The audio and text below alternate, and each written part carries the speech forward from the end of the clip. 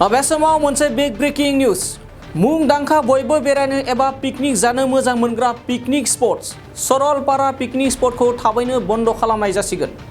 आरो बे बाथ्राया जों बुंनाय बाथ्रा बुंनाय नङा बे बाथ्राखौ गोख्रों बाथ्राजों सोंखारिदों एबा बुंदों बिटिआर हाग्रा बिफाननि मावफुं सोद्रोमा रनजित बसुमतारी बिथाङा जोंनि खौरांनि गेजेरजों रोखा फोरमायना होदों नंगौ बे समाव बिटिआर सरकारजों लोगोसे मावफुं सोद्रोमा रनजित बसुमतारी बिथाङाबो सोलोंथाइनि जौगानायनि खामानि मावनाया सोलिगासिनो दं बेखायनो बिटिआरनि गोबां पिकनिक स्पटफोरा बन्द जानो थांगासिनो दं एबा बन्द जानायनि लामायाव लोगोसे मख'जाथावदि मावफुं सोद्रोमा रनजित बसुमतारी बिथाङा फोरमायोदि सरलपारा पिकनिक स्पटआव जौ जुवा ड्राग्सनि घाटि सोलिगासिनो दं होननानै अजद दैखांदों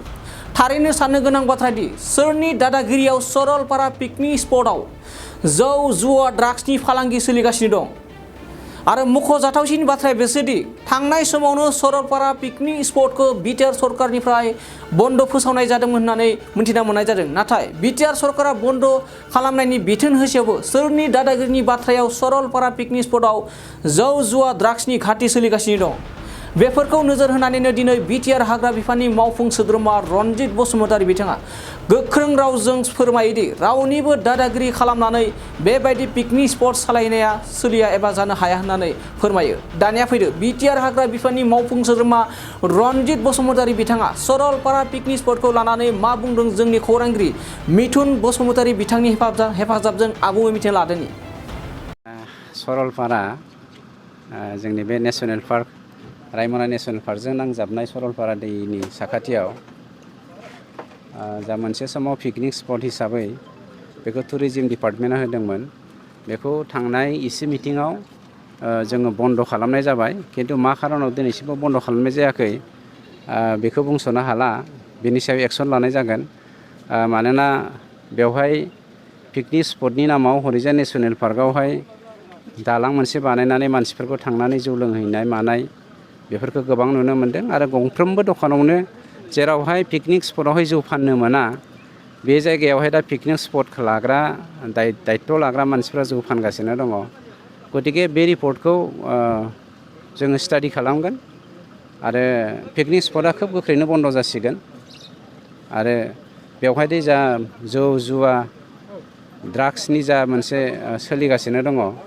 बेखौ जों कमप्लिटलि बन्द खालामनासो गारगोन मोननाया जायखियानो मोन्थों बेखौ जोंहा बुंनांगौ गैया किन्तु सोरबाया मोन्दों होनना दादागिरि जों बेवहाय जौ फाननानै समाजखौ डिस्ट्रय खालामनो नागिरदोंबा बेखौ जों सहाय खालामनो हाया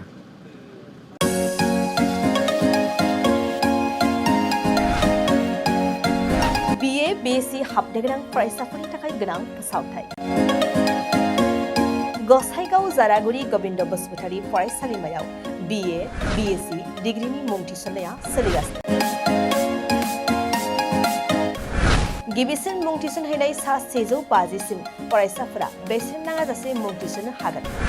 150 निफ्राय 200 सानि गेजेराव 75% रेहाय 201 निफ्राय 250 सिम 50% रेहाय आरो 251 निफ्राय 600 नि गेजेराव मुं थिसननायनि रांखौ 25% रेहाय होनाय जागोन जारागुरि गोविन्द बसुमतारी फरायसालिमाया बड'लेण्ड मुलुगसोलोंसालिजों गनायथि होजानाय गुनगोनां फोरोंगिरिफोरजों लोगोसे फरायसाफोरनि गाहाम सुबिदा गोनां फरायसालिमा बड' इंराजि एसामिस political science history economics education philosophy sociology geography आरो मेथ्स आयदाफोरखौ लानानै फरायसाफोरा बे फरायसालिमायाव फरायनो हागोन लोगोसेयैनो फरायसाफोरा लाइब्रेरिनि सुबिदा extra curricular activities career counselling सांग्रांथियारि हाबाफारि रिविजन क्लास लोगोसे स्पोकन इंग्लिश सेल्फ डिफेन्स आरो कम्पिउटारनि उफ्रा सोलोंथायबो लानो हागोन